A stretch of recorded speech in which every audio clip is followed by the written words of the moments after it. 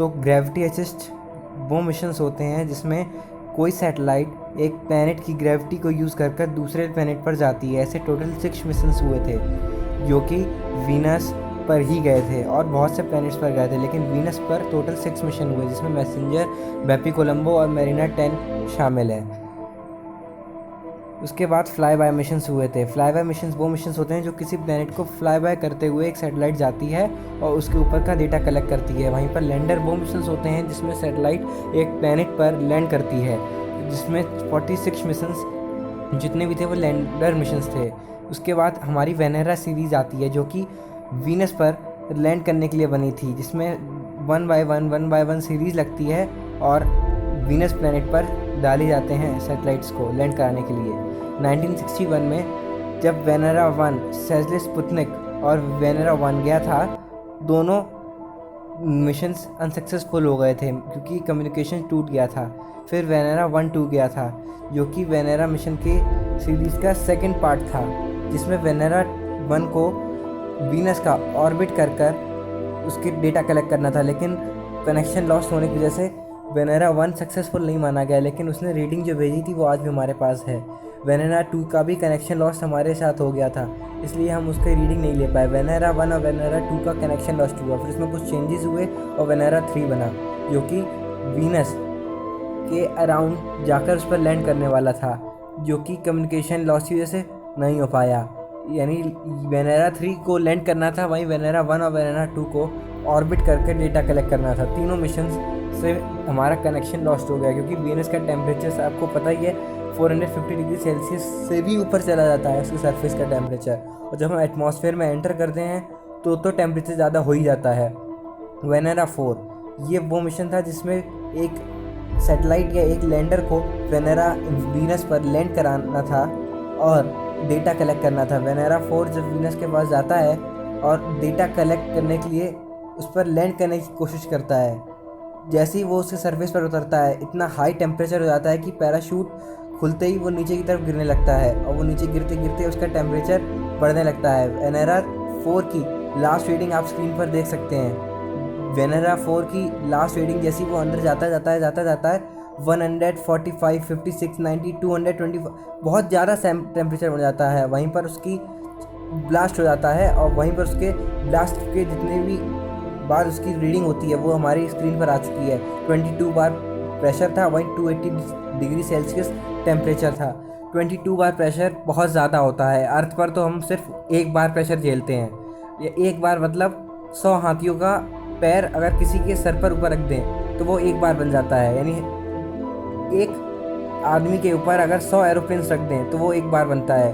वहीं पर 22 बार मतलब 22,000 हाथियों का पैर एक सर के ऊपर, ये बहुत ज़्यादा प्रेशर होता है। वेनेरा 4 सक्सेसफुल मिशन माना गया था क्योंकि वो नीचे तो गया और उसकी लास्ट रीडिंग भी हमारे पास आई थी। वेनेरा 5 और 6 मिशंस गए।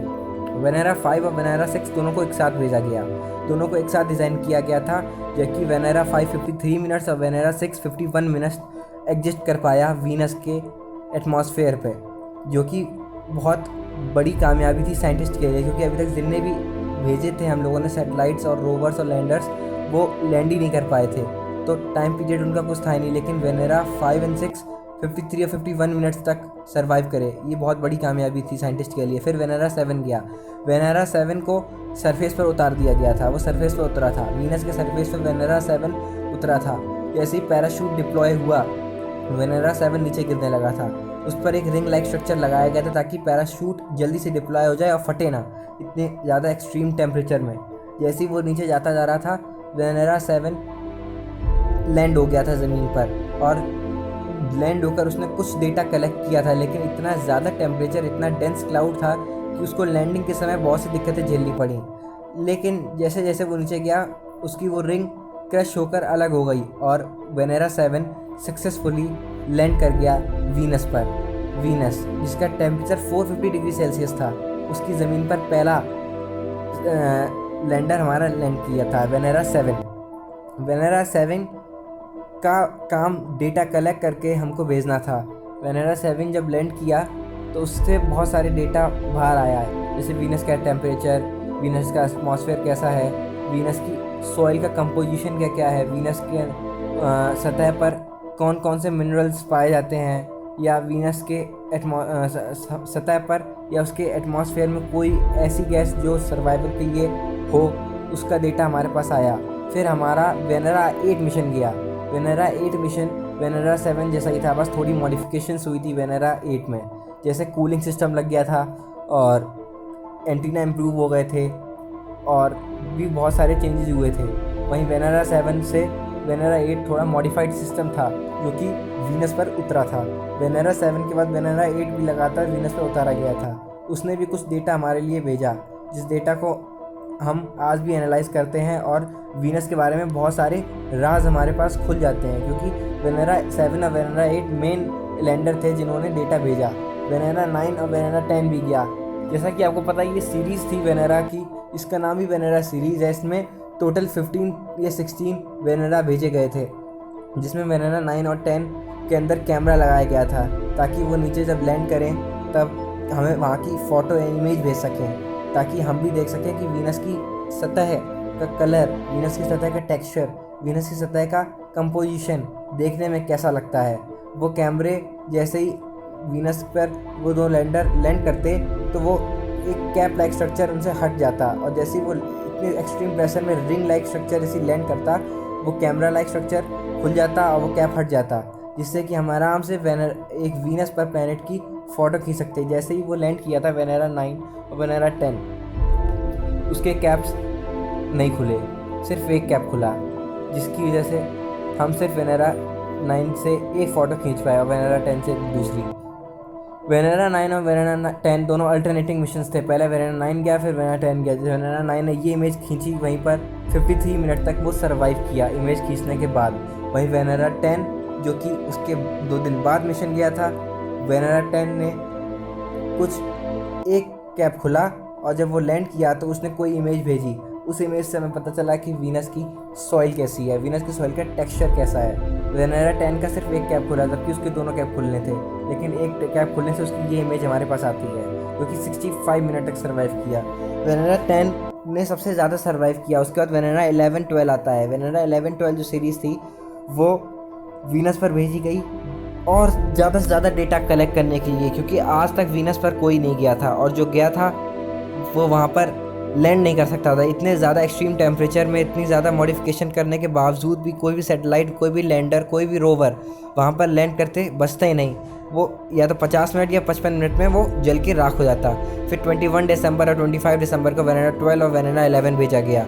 दोनों मिशन को लैंड कराया गया और देखा गया कि क्या क्या सॉइल कंपोज होती है वीनस की।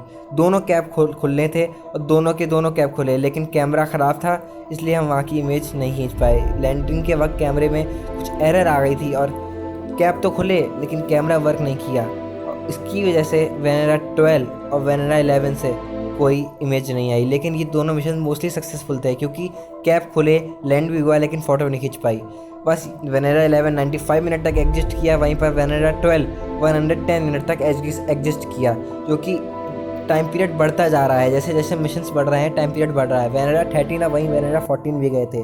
वेनेरा 13 जो मिशन था और वेनेरा 14, अब वो लैंडिंग के लिए नहीं था, अब वो ऑर्बिटिंग के लिए था। वेनेरा 13 और 14 को तो लैंड कराना था, लेकिन वेनेरा 15-16 को ऑर्बिट कराना था। वेनेरा 13 में ड्रिल लगी थी, जो कि सॉइल का सैंपल लेकर उसकी एनालिसिस कर हमको डेटा भेजना था।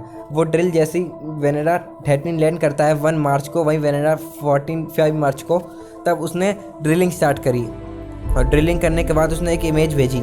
ये दोनों इमेज वेनेरा 13 और 14 से आती हैं, जो कि वहाँ की सॉइल की सैंपल और वहाँ की सॉइल का टेक्सचर देती हैं। वहाँ की सॉइल पर जब वो ड्रिल करने लगे तब पता चला कि वहाँ की सॉइल में सबसे ज़्यादा टॉक्सिक सब्सटेंस है, जो कि ह्यूमन सर्वाइवल के लिए सही नहीं है। वेनेरा 13 127 मिनट एग्जिस्ट करता है, वहीं वेनेरा 14 57 मिनट एग्जिस्ट करता है, जो कि टाइम पीरियड बढ़ ही रहा है, कम नहीं हो रहा है। उसके बाद थोड़ी और मॉडिफिकेशंस करी गई और देखा गया कि आप लैंडिंग तो नहीं करानी है, क्योंकि जितना डेटा आना था वो आ चुका है। अब इससे ज़्यादा डेटा हम कलेक्ट कर ही नहीं सकते हैं। वहाँ जाकर कर सकते हैं, लेकिन वहाँ जाना इम्पॉसिबल है। इसलिए अब हम लोगों ने जो मिशंस बनाए वो लैंडिंग पर्पज़ के लिए नहीं बने थे। अब जो मिशंस बने थे वो बने थे ऑर्बिटिंग के लिए, कि हम वेनेरा 15-16 को भेजें और वीनस का ऑर्बिट लगाकर डेटा कलेक्ट करें, क्योंकि अगर हम लैंड करते हैं तो बहुत दिक्कत आएगी